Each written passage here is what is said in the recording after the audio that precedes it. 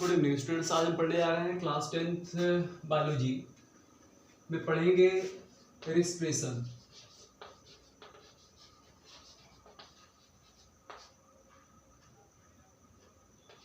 एक biological process होती है रेस्पिरेशन।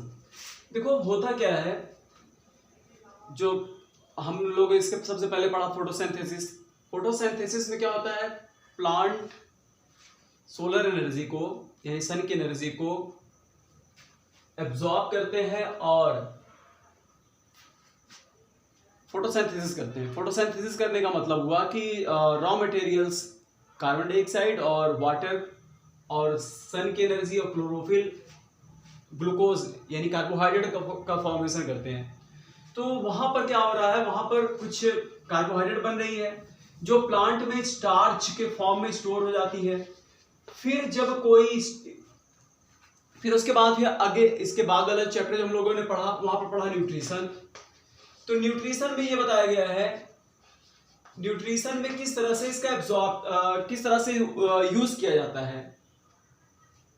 न्यूट्रिशन में हम लोग स्टार्च का कैसे यूज करते हैं, यानी जो कार्बोहाइड्रेट होता है जो प्लांट बनाते हैं, कार्बोहाइड्रेट्स प्लांट में जब स्टोर हो जाती है तो इसको स्टार्च कहते हैं। फिर स्टार्च यानी कार्बोहाइड्रेट का यूज हम लोग कैसे करते हैं न्यूट्रिशन में बताया गया। फिर वहां पर डाइजेशन हुआ, डाइजेशन हो जाने के बाद एब्जॉर्प्शन हुआ, एब्जॉर्प्शन हो जाने के बाद एसिमिलेशन होता है। जैसे मान लीजिए कि एक सेल है, अब सेल के अंदर जो भी ग्लूकोज होता है ग्लूकोज इंटर कर जाता है। मान लिया कि कोई एक सेल है, सेल के अंदर ग्लूकोज इंटर कर गया। अब ग्लूकोज जब इंटर कर जाता है तो अब इस ग्लूकोज का ऑक्सीडेशन होता है, कंबस्शन होता है, यानी ग्लूकोज जलता है, ग्लूकोज का दहन होता है। यानी ग्लूकोज जब जलेगा तब एनर्जी प्रोड्यूस होती है। यह प्रोसेस बिल्कुल वैसे ही होती है जैसे आप मोटरसाइकिल चलाते हो, बाइक चलाते हो तो बाइक में पेट्रोल डालते हो, पेट्रोल में टंकी होती है, उसमें आप पेट्रोल भरते हो और वहां से एक पाइप लगा होता है, वह पिस्टन में जाता है। उसके बाद जब आप पेट्रोल डालते हो तो पाइप से होता हुआ पेट्रोल पिस्टन में जाता है, वहां पर फ्रिक्शन फोर्स होता है, पेट्रोल जलता है, कंबस्टन होता है। कंबस्टन के बाद वहां पर एनर्जी प्रोड्यूस होती है जिससे बाइक आगे बढ़ती है। तो अब जब तक उसमें पेट्रोल रहता है आप बाइक चलाते हो, उसके बाद जहां पेट्रोल खत्म उसके बाद बाइक हमारी वहीं पर रुक जाती है। उसके बाद हम लोग अपनी एनर्जी लगा करके उसको पेट्रोल टंकी तक ले जाते हैं, पेट्रोल पंप तक ले जाते हैं। तो यानी देखो यहां पर जो बाइक में जो हो रहा है वहां कोई सेल की जरूरत नहीं है, वहां केवल कंबस्शन होता है। आप लकड़ी को जला दो उसमें भी एनर्जी मिलती है, वहां पर भी एनर्जी प्रोड्यूस होगी भाई, हीट लाइट एनर्जी। तो एक तरह से सेल के अंदर जब कंबस्शन होता है किसका, ग्लूकोज का, या तो ग्लूकोज का ऑक्सीडेशन होता है, इसको ऑक्सीडेशन कहते हैं। तो ग्लूकोज का ऑक्सीडेशन होता है तब एनर्जी प्रोड्यूस होती है और एटीपी के फॉर्म में एनर्जी प्रोड्यूस होती है। एटीपी में एनर्जी स्टोरेज रहती है,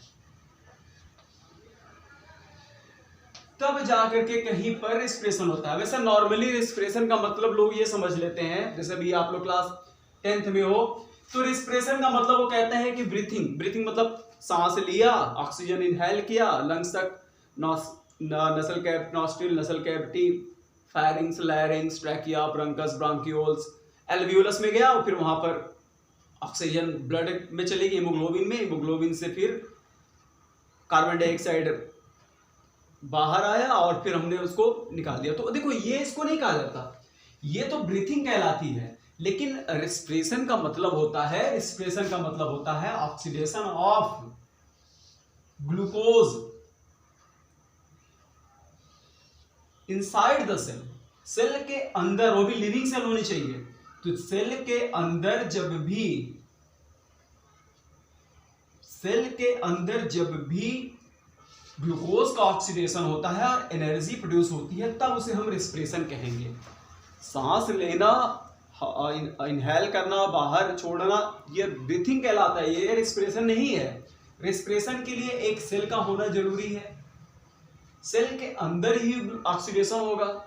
तो इस तरह से आप अगर आपसे पूछे कि रेस्पिरेशन क्या होता है, तो रेस्पिरेशन की डिफिनीशन आप कैसे बताओगे?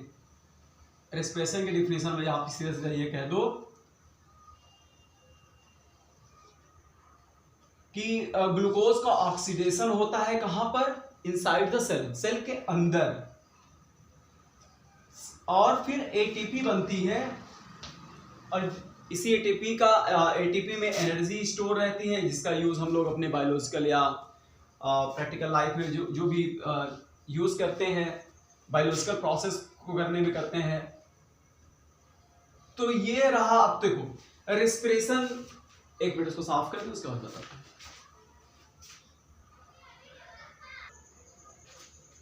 हाँ स्टूडेंट्स, तो रेस्पिरेशन की डिफिनीशन आप कैसे बताओगे कि लिविंग सेल के अंदर फूड का ऑक्सीडेशन होता है, जिससे एनर्जी प्रोड्यूस होती है, और इसी प्रोसेस को ही रेस्पिरेशन कहा जाता है। लिविंग सेल का होना जरूरी है, तभी आप रेस्पिरेशन कह सकते हो। अगर सेल नहीं है, अगर आप किसी चीज को जलाते हो तब भी एनर्जी निकलती है, तो उसको वहां पर कंबस्शन कहते हैं उसको, फिर वो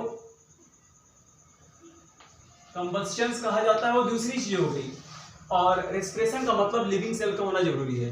तो अब देखो, तो रेस्पिरेशन जो होता है 2 टाइप्स का होता है। रेस्पिरेशन 2 तरह का होता है। एक होता है जब ऑक्सीजन जरूरी होती है रेस्पिरेशन के लिए, तब उसको बोलते हैं एरोबिक रेस्पिरेशन।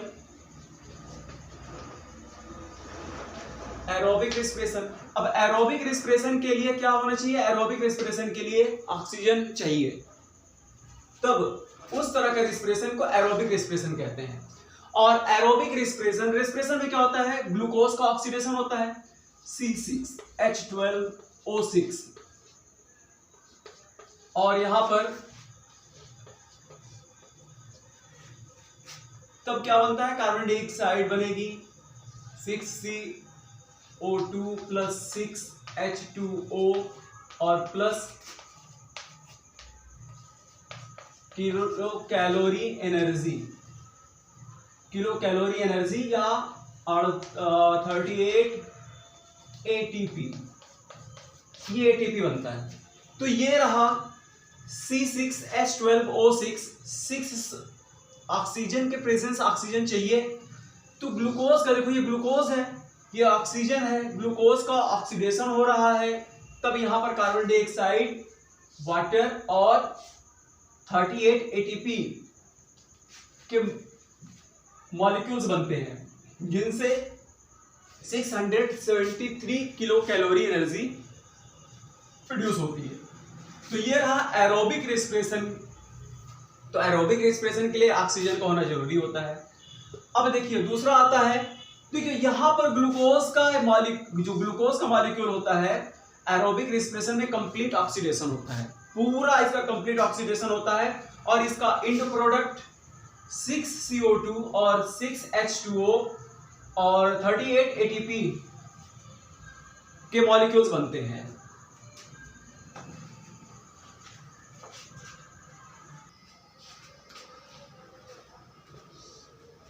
हाँ, अब देखते हैं यहां पर एनारोबिक रेस्पिरेशन। दूसरा जो होता है वह है एनारोबिक रेस्पिरेशन।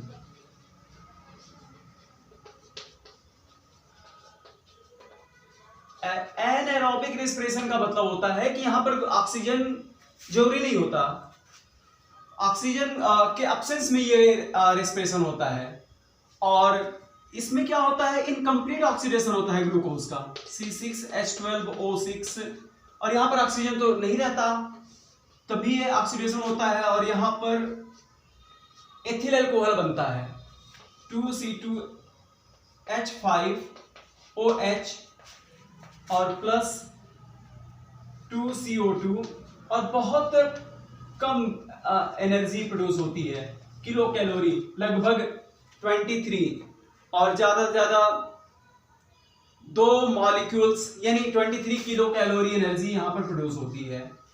अब आप यहां पर ये आप देख सकते हो कि एनारोबिक रेस्पिरेशन में ग्लूकोज का इनकम्प्लीट ऑक्सीडेशन होता है, जिससे एथिल अल्कोहल बनता है, कार्बन डाइऑक्साइड बनता है और 23 किलो कैलोरी एनर्जी ही प्रोड्यूस होती है।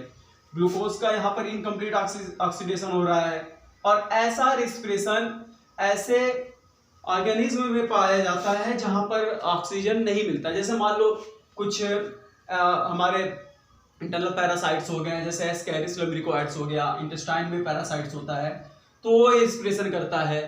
तो अब जैसे आप कभी कभी क्या होता है ना, ज़्यादा एक्सरसाइज कर लेते हो, जैसे आप बहुत ज़्यादा एक्सरसाइज कर रहे हो, आपको ऑक्सीजन नहीं मिल पाती मसल्स को, तो जब तक तो ऑक्सीजन मिलती है मसल्स ऑक्सीजन के प्रेजेंस में एरोबिक रेस्पिरेशन करती हैं, लेकिन आप ज़्यादा एक्सरसाइज जब कर लेते हो तो मसल्स जो होती है ना एनारोबिक रेस्पिरेशन करना शुरू कर देती है, फिर इस तरह का रेस्पिरेशन करती हैं और एथिल अल्कोहल की जगह पर और लैक्टिक एसिड बनाना शुरू कर देती हैं, लैक्टिक एसिड, और लैक्टिक एसिड का फॉर्मेशन शुरू हो जाता है और लैक्टिक एसिड स्टोर हो जाता है हमारी मसल्स में, लैक्टिक एसिड स्टोर हो जाता है।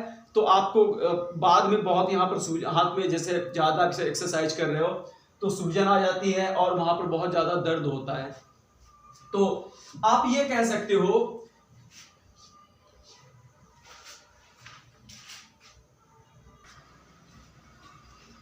तो अगर अब आपसे कहा जाएगा कि देखो एरोबिक और एनारोबिक में क्या डिफरेंस आपको बताना है, तो एरोबिक और देखो एरोबिक रेस्पिरेशन के लिए ऑक्सीजन चाहिए, एनारोबिक के लिए ऑक्सीजन नहीं जरूरी है।